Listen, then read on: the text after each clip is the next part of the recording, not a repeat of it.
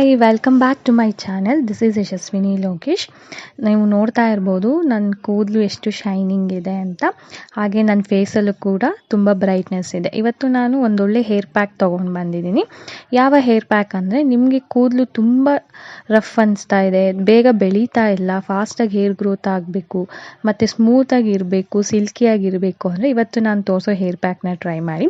ಹಾಗೆ ನಿಮ್ಮ ಸ್ಕಿನ್ ಒಳ್ಳೆ ಬ್ರೈಟಾಗಿರಬೇಕು ಅಂದರೆ ಅದು ಕೂಡ ಒಂದು ಫೇಶಿಯಲ್ನ ಮಾಡ್ಕೊತಾ ಇದ್ದೀನಿ. ಇವತ್ತು ನಾನು ಹೇರ್ ಕೇರ್, ಸ್ಕಿನ್ ಕೇರ್ ಎರಡೂ ಕೂಡ ತೋರಿಸ್ತಾ ಇದ್ದೀನಿ. ನೀವು ನನ್ನ ಸ್ಕಿನ್ನ ನೋಡ್ಬೋದು ಎಷ್ಟು ಬ್ರೈಟ್ ಆಗಿದೆ ಅಂತ.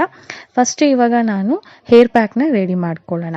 ಸೊ ಹೇರ್ ಪ್ಯಾಕ್ ರೆಡಿ ಮಾಡ್ಕೊಳ್ಳೋಕ್ಕೆ ಒಂದು ಪ್ಲೇಟ್ ತೊಗೊಂಡು ಅದಕ್ಕೆ ನಾನು 2 ಸ್ಪೂನಷ್ಟು ಫ್ಲ್ಯಾಕ್ಸ್ ಸೀಡ್ಸ್ನ ತೊಗೊಳ್ತಾ ಇದ್ದೀನಿ. ನಿಮ್ಗೆ ಆಲ್ರೆಡಿ ಗೊತ್ತಿದೆ ಫ್ಲ್ಯಾಕ್ಸ್ ಸೀಡ್ಸಿಂದ ಎಷ್ಟು ಹೆಲ್ಪ್ ಇದೆ ಹೇರ್ ಗ್ರೋತ್ಗೆ ಅಂತ. ಸೊ ಅದಕ್ಕೆ ಇವಾಗ ಮತ್ತೆ ನಾನು 2 ಸ್ಪೂನು ಅಕ್ಕಿ ಅಂದರೆ ರೈಸ್ ಅದನ್ನು ತೊಗೊಳ್ತಾ ಇದ್ದೀನಿ. ಹಾಗೆ ಇದಕ್ಕೆ 1 ಸ್ಪೂನಷ್ಟು ಮೆಂತ್ಯಕಾಳು ಕೂಡ ಕೂದಲು ಬೆಳೆಯೋದ್ರಲ್ಲಿ ತುಂಬ ಹೆಲ್ಪ್ ಮಾಡುತ್ತೆ. ಹಾಗೆ ಕೂದಲನ್ನ ಸಾಫ್ಟ್ ಮಾಡುತ್ತೆ, ಕೂದಲುಗಳು ಹೈಡ್ರೇಟಿಂಗ್ ಆಗಿ ವರ್ಕ್ ಆಗುತ್ತೆ.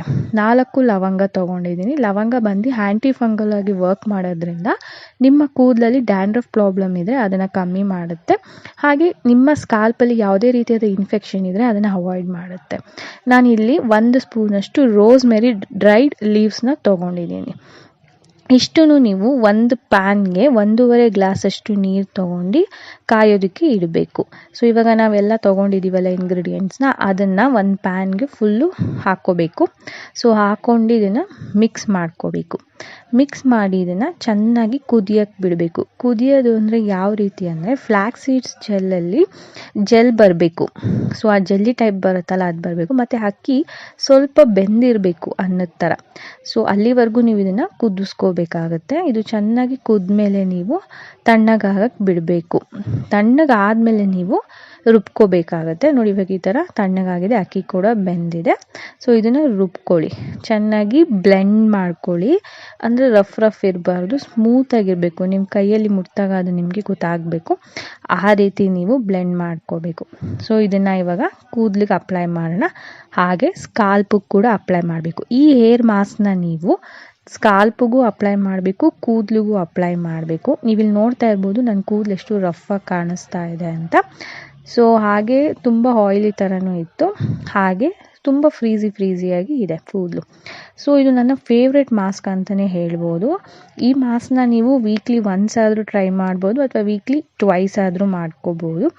ಇದೊಂಥರ ಫ್ರೆಂಡ್ಲಿ, ನಿಮಗೆ ಯಾವುದೇ ರೀತಿಯಾದ ಇರಿಟೇಷನ್ ಆಗಲಿ, ತುಂಬ ಕೋಲ್ಡ್ ಆಗೋದಾಗಲಿ ಆ ಥರ ಏನೂ ಮಾಡಲ್ಲ. ನಿಮ್ಮ ಕೂದಲು ತುಂಬ ಸ್ಟ್ರಾಂಗಾಗಿ ಬೆಳೆಯುತ್ತೆ, ಹಾಗೆ ಬೇಗ ಬೆಳೆಯುತ್ತೆ ಕೂದಲು. ನಿಮಗೇನಾದರೂ ಕೂದಲು ತುಂಬ ಸ್ಪ್ಲಿಟ್ ಎಂಡ್ಸ್ ಆಗ್ತಿದೆ ಅಂದರೆ ಅದನ್ನು ಕೂಡ ಕಮ್ಮಿ ಮಾಡುತ್ತೆ. ನಾನಿವಾಗ ನೋಡಿ ಫಸ್ಟು ಸ್ಕಾಲ್ಪಿಗೆ ಅಪ್ಲೈ ಮಾಡಿ ಆಮೇಲೆ ಕೂದಲಿಗೆಲ್ಲ ಅಪ್ಲೈ ಮಾಡ್ತಾಯಿದ್ದೀನಿ. ಈ ಹೇರ್ ಮಾಸ್ಕ್ ಬಂದು ಅಟ್ಲೀಸ್ಟ್ 1 ಅವರ್ ತನಕನಾದ್ರು ನಿಮ್ಮ ಕೂದಲಲ್ಲಿ ನೆನಿಬೇಕು. ಸೊ ಅದಕ್ಕೆ ನಾನು ಫಸ್ಟು ಹೇರ್ ಮಾಸ್ಕ್ನ ಅಪ್ಲೈ ಮಾಡ್ತಾಯಿದ್ದೀನಿ. ಈ ಹೇರ್ ಮಾಸ್ಕ್ನ ಫುಲ್ಲಿ ಅಪ್ಲೈ ಮಾಡಾದಮೇಲೆ ನೆಕ್ಸ್ಟು ನಾವು ಸ್ಕಿನ್ ಕೇರ್ ಮಾಡ್ಕೊಳ್ಳೋಣ. ಸ್ಕಿನ್ ಕೇರ್ ಬಂದು ನಾನು ಒಂದು ಫೇಶಿಯಲ್ ಮಾಡ್ಕೊತಾ ಇದ್ದೀನಿ ಇವತ್ತು. ಸೊ ಆ ಫೇಶಿಯಲ್ ಮಾಡ್ಕೊಳ್ಳೋದಕ್ಕೆ ಏನೇನು ಬೇಕು ನೋಡ್ಕೊಳ್ಳೋಣ. ಫಸ್ಟು ಒಂದು ಬೌಲ್ಗೆ ನಾನು ಹಸಿ ಹಾಲು ತೊಗೋಬೇಕು. ಒಂದು 2ರಿಂದ 3 ಸ್ಪೂನ್ ಆದರೆ ಸಾಕು. ಇದನ್ನು ನಾವು ಕ್ಲಿನ್ಸಿಂಗ್ ಆಗಿ ಯೂಸ್ ಮಾಡ್ತಾ ಇದ್ದೀವಿ. ಫೇಸಲ್ಲಿರೋ ಕೊಳೆ ಎಲ್ಲ ತೆಗಿಯೋಕ್ಕೆ ಯಾವುದಾದ್ರು ಒಂದು ಕಾಟನ್ ಕ್ಲಾತ್ ಅಥವಾ ಕಾಟನ್ನ ಯೂಸ್ ಮಾಡ್ಕೊಂಡು ನಿಮ್ಮ ಫೇಸ್ ಫುಲ್ಲು ವೈಪ್ ಮಾಡ್ಕೋಬೇಕು. ನೀವು ಫೇಸ್ ವಾಶ್ ಮಾಡಿದ್ರೂ ಈ ಸ್ಟೆಪ್ನ ಫಾಲೋ ಅಪ್ ಮಾಡೋದ್ರಿಂದ ಸ್ಕಿನ್ಗೆ ಒಳ್ಳೆ ಮಾಯ್ಶ್ಚರೈಸ್ ಕೊಡುತ್ತೆ. ಹಾಗೆ ಹಾಲಿಂದ ತುಂಬ ಉಪಯೋಗಗಳಿದೆ. ನಿಮ್ಮ ಸ್ಕಿನ್ನಲ್ಲಿ ಒಂದು ಹೈಡ್ರೇಷನ್ ಆಗಿ ವರ್ಕ್ ಮಾಡೋದ್ರಿಂದ ನಿಮ್ಮ ಸ್ಕಿನ್ಗೆ ಒಳ್ಳೆ ಹೊಳಪು ಕೊಡುತ್ತೆ. ಸೊ ನೆಕ್ಸ್ಟ್ ಸ್ಟೆಪ್ ಬಂದು ನಾವು ಸ್ಕ್ರಬ್ ಮಾಡೋಣ. ಸ್ಕ್ರಬ್ಗೆ 1 ಸ್ಪೂನಷ್ಟು ಕಡಲೆ ಹಿಟ್ಟು ತೊಗೊಂಡಿದ್ದೀನಿ. ಅದಕ್ಕೆ 1ರಿಂದ 2 ಸ್ಪೂನಷ್ಟು ಹಾಲು, ಇದು ಕೂಡ ಹಸಿ ಹಾಲೇ ತೊಗೋಬೇಕು. ಸೊ ಇದನ್ನು ಚೆನ್ನಾಗಿ ಮಿಕ್ಸ್ ಮಾಡ್ಕೊಂಡು ನಿಮ್ಮ ಫೇಸ್ಗೆ ರಬ್ ಮಾಡ್ಕೋಬೇಕಾಗತ್ತೆ. ನಾನೇ ಕಡಲೆ ಹಿಟ್ಟು ತೊಗೊಂಡಿದ್ದೀನಿ ಅಂದರೆ, ಕಡಲೆ ಹಿಟ್ಟಲ್ಲಿ ನಿಮ್ಮ ಫೇಸ್ಗೆ ಒಂದು ಬ್ರೈಟನ್ ಆಗಿ ವರ್ಕ್ ಮಾಡುತ್ತೆ. ಇನ್ನೊಂದು ನಿಮ್ಮ ಫೇಸಲ್ಲಿರೋ ಬ್ಲ್ಯಾಕ್ ಹೆಡ್ಸ್, ವೈಟ್ ಹೆಡ್ಸ್ನ ರಿಮೂವ್ ಮಾಡುತ್ತೆ. ನಿಮ್ಮ ಸ್ಕಿನ್ನಲ್ಲಿರೋ ಡರ್ಟ್, ಸೊ ನೀವು ಹೊರಗಡೆ ಹೋಗಿ ಬಂದಾಗ ನಿಮ್ಮ ಫೇಸಲ್ಲಿ ಕೂತಿರೋ ಕೊಳೆ ಅಥವಾ ಧೂಳು ಅದನ್ನು ರಿಮೂವ್ ಮಾಡುತ್ತೆ. ನಿಮಗೇನಾದರೂ ಪಿಂಪಲ್ಸಿಂದ ಮಾರ್ಕ್ಸ್ ಆಗಿದ್ರೆ ಅದನ್ನು ಕೂಡ ಕಮ್ಮಿ ಮಾಡುತ್ತೆ. ಸ್ಕ್ರಬ್ ಮಾಡೋದು ಅಂದರೆ ತುಂಬ ರಫ್ ಆಗಿ ಸ್ಕ್ರಬ್ ಮಾಡೋದಲ್ಲ. ಸೊ ಆಗಲೇ ಕಡಲೆ ಹಿಟ್ಟು ಸ್ವಲ್ಪ ರಫ್ ಆಗಿರೋದ್ರಿಂದ ನೀವು ಸ್ವಲ್ಪ ಸ್ಮೂತಾಗಿ ಸ್ಕ್ರಬ್ ಮಾಡ್ಕೊತಾ ಹೋಗಬೇಕು.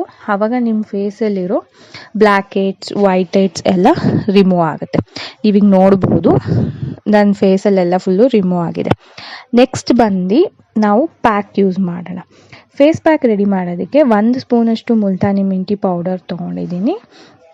ಹಾಗೆ ಇದಕ್ಕೆ 1/4 ಚಮಚ ಅಷ್ಟು ನೀಮ್ ಪೌಡರ್ ಬಂದು ನಿಮಗೆ ಪಿಂಪಲ್ಸ್ ಆಗೋದನ್ನ ಅವಾಯ್ಡ್ ಮಾಡುತ್ತೆ, ಹಾಗೆ ಪಿಂಪಲ್ ಮಾರ್ಕ್ಸ್ ಕೂಡ ಅವಾಯ್ಡ್ ಮಾಡುತ್ತೆ. ನೆಕ್ಸ್ಟು 1 ಸ್ಪೂನಷ್ಟು ರೋಸ್ ಪೆಟಲ್ ಪೌಡರ್ ಬಂದು ನಿಮ್ಮ ಫೇಸಲ್ಲಿ ಒಂದು ಪಿಂಕಿಶ್ ಗ್ಲೋ ಕೊಡುತ್ತೆ. ಆ ಪಿಂಕ್ ಗ್ಲೋ ಅನ್ನೋದಿರುತ್ತಲ್ಲ ಅದನ್ನು ಕೊಡುತ್ತೆ. ನೆಕ್ಸ್ಟ್ 1/4 ಚಮಚ ಅಷ್ಟು ಅರಿಶಿನ ಪುಡಿ, ನಾನು ಕಸ್ತೂರಿ ಅರಿಶಿನ ಪುಡಿ ತೊಗೊಂಡಿದ್ದೀನಿ. ಇದು ಟ್ಯಾನ್ನ ರಿಮೂವ್ ಮಾಡುತ್ತೆ, ಒಳ್ಳೆ ಗ್ಲೋಯಿಂಗ್ ಕೊಡುತ್ತೆ ಸ್ಕಿನ್ಗೆ, ಎಲ್ಲ ಥರನೂ ವರ್ಕ್ ಆಗುತ್ತೆ.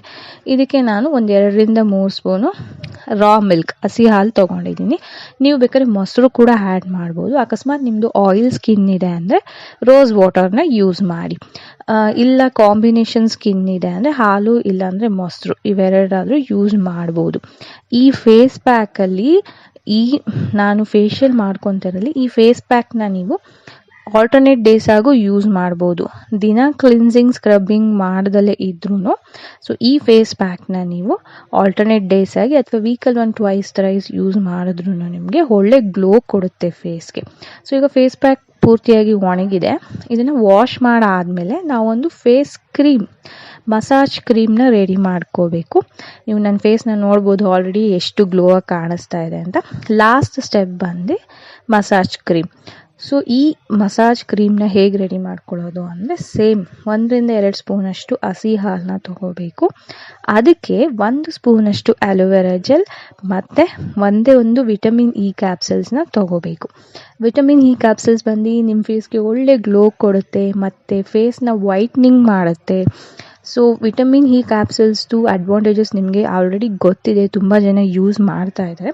ಅಲೋವೆರಾ ಜೆಲ್ ಬಂದು ನಿಮ್ಮ ಫೇಸಲ್ಲಿರೋ ಪಿಂಪಲ್ಸ್ನ ಕಮ್ಮಿ ಮಾಡುತ್ತೆ, ಡಾರ್ಕ್ ಸ್ಪಾಟ್ಸ್ನ ಕಮ್ಮಿ ಮಾಡುತ್ತೆ.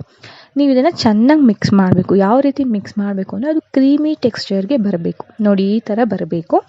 ಸೊ ಇದನ್ನು ತೊಗೊಂಡು ನೀವು ಫೇಸ್ಗೆ ಅಪ್ಲೈ ಮಾಡಿ ಮಸಾಜ್ ಮಾಡಬೇಕು. ತುಂಬ ರಫಾಗಿ ಮಸಾಜ್ ಮಾಡಬೇಡಿ, ನಿಧಾನಕ್ಕೆ ಫೇಸ್ ಫುಲ್ಲು ಮಸಾಜ್ ಮಾಡಬೇಕು. ನೋಡಿ ನನ್ನ ಫೇಸಲ್ಲಿ ಎಷ್ಟು ನೀಟಾಗಿ ಕಾಣಿಸ್ತಾ ಇದೆ, ಅದೊಂದು ಗ್ಲಾಸಿ ಸ್ಕಿನ್ ಅಂತಾರಲ್ಲ ಆ ಥರ ಕಾಣಿಸ್ತಾ ಇದೆ. ನಿಮ್ಮ ಫೇಸ್ ಇಷ್ಟು ಕ್ಲಿಯರಾಗಿ ಕಾಣಿಸ್ಬೇಕು. ಈ ಕ್ರೀಮ್ ನಿಮ್ಮ ಫೇಸಲ್ಲಿ 15-20 ಮಿನಿಟ್ಸ್ ಆದರೂ ಬಿಟ್ಕೋಬೇಕು. ಫೇಸಲ್ಲಿ ಬಿಟ್ಟು ಆದಮೇಲೆ ನೀವು ಫೇಸ್ ವಾಶ್ ಮಾಡಬೇಕಾಗತ್ತೆ. ಸೊ ಇವಾಗ ನಂದು ಏರ್ ಕೇರ್, ಸ್ಕಿನ್ ಕೇರ್ ಎರಡೂ ಆಗಿದೆ. ನಾನಿವತ್ತೊಂದು ಫೇಶಿಯಲ್ ತೋರಿಸಿದ್ದೀನಿ ನಿಮಗೆ, ಬ್ರೈಟ್ನಿಂಗ್ ಫೇಶಿಯಲ್.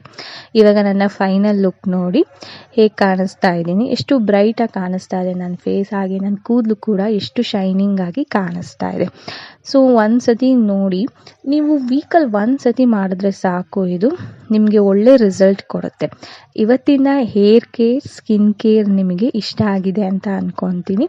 ಇಷ್ಟ ಆಗಿದರೆ ಲೈಕ್ ಮಾಡೋದನ್ನ ಮಾತ್ರ ಮರಿಬೇಡಿ. ಹಾಗೆ ನನ್ನ ಚಾನಲ್ಗೆ ಸಬ್ಸ್ಕ್ರೈಬ್ ಆಗಿ. ಇದೇ ರೀತಿ ನಾನು ವೀಕ್ಲಿ ಒನ್ಸ್ ನಿಮ್ಮ ಹೇರ್ ಕೇರ್ ಮತ್ತು ಸ್ಕಿನ್ ಕೇರ್ನ ಯಾವ ರೀತಿ ಮಾಡ್ಕೊಳ್ಳೋದು ಅಂತ ನಾನು ನಿಮಗೆ ಹೇಳ್ಕೊಡ್ತೀನಿ. ಯಾರೆಲ್ಲ ಇನ್ನೂ ನನ್ನ ಚಾನಲ್ಗೆ ಸಬ್ಸ್ಕ್ರೈಬ್ ಆಗಿಲ್ಲ, ಪ್ಲೀಸ್ ಸಬ್ಸ್ಕ್ರೈಬ್ ಆಗಿ ಹಾಗೆ ನನಗೆ ಸಪೋರ್ಟ್ ಮಾಡಿ. ನಿಮ್ಮ ಸಪೋರ್ಟ್ ನನಗೆ ತುಂಬ ಮುಖ್ಯ. Thanks for watching.